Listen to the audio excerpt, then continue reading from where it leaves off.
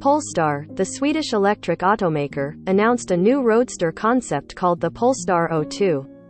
The hardtop convertible, which made its debut in Los Angeles today, is designed to showcase the automaker's bonded aluminum platform, which it produces in-house, as well as some quirkier innovations, like an integrated drone for aerial filming. It's the second concept from the company, which is a joint venture between Volvo and the automaker's Chinese parent company Geely. And it's a nod to the company roots as a performance sub-brand of Volvo, having since recast itself as an EV-only marque. We haven't seen an electric two-seater sports car introduced since the Tesla Roadster. On the surface, the Polestar O2 looks like it would be extremely fun to drive. We haven't seen an electric two-seater sports car introduced since the Tesla Roadster, and even Elon Musk's next-generation version of his company's first production vehicle is delayed until 2023. Most of the major sports car manufacturers, like Lamborghini and Ferrari, are still working on their first electric models, leaving an opening for Polestar to lay the smackdown with its zippy-looking.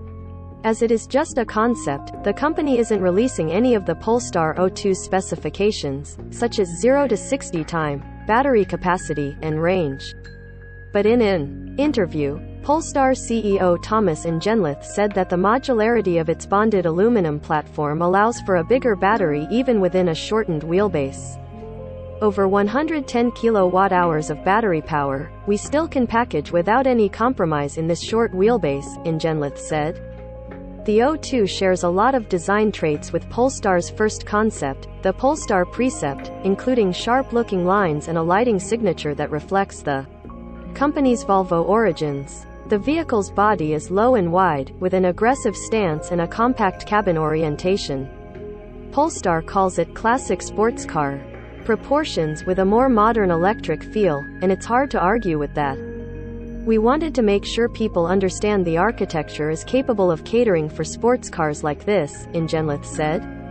The high-torque, high-power P10 engine that we developed for the Precept will find, in the top peak performance version, a home in all of our products. And of course, it could be packaged in the Roadster here. The O2 is also an opportunity to showcase Polestar's environmental bona fides.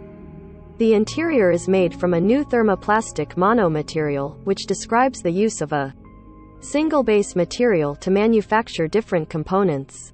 In this case, a recycled polyester is used as the sole material for all the soft interior components, such as seat foam, adhesive, 3D knit fibers, and non-woven lamination. Polestar says this simplifies recycling and represents a step towards greater circularity, while also reducing weight and waste. That is an idea that we definitely would love to put in production, Ingenlath said of the use of a mono material in the interior. That's how we use the second-concept cars really, to put out that ambition and inject the energy into the organization to really strive for making it possible. And the chassis of the vehicle is designed in a way to make recycling more seamless. Different grades of aluminum are labeled, allowing them to be recycled more effectively and for their properties to be retained. Grid view. The most distinctive feature in the Polestar O2 is the inclusion of a cinematic drone, so owners can film themselves as they drive along a twisty mountain road, for example. The drone, which is a concept, too, was developed in collaboration with Aerofuria's consumer electronics brand Hoco Flow. Aerofugia is the company that was formed after Geely acquired Boston-based electric vertical takeoff and landing startup Terrafugia. It's designed to be deployed while the car is moving, to record driving sequences. Ingenlath described the perception of European sports car ownership, driving along that twisty mountain road, can be very old-fashioned and out of touch with today's concept of shared experiences. That is an idea that we definitely would love to put in production.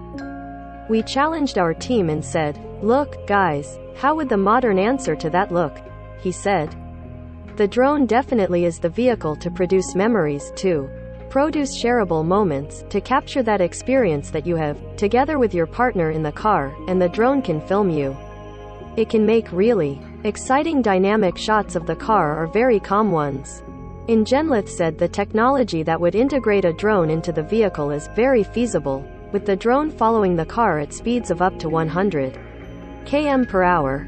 After filming, the drone can autonomously return to the car, and video clips can be edited and shared directly from the 15-inch center display when the car is parked. Ingenlith described it as less distracting to the driver than attempting to film yourself with your smartphone. Polestar has already committed to turning its first concept, the Precept, into a production vehicle, the Polestar 5. Could the same thing happen to the Polestar O2? Possibility? Definitely, Ingenlith said. I very much strive for provoking that question. I want to make that proposition with this car, and I would be more than happy to confirm it in the future. Top of comments.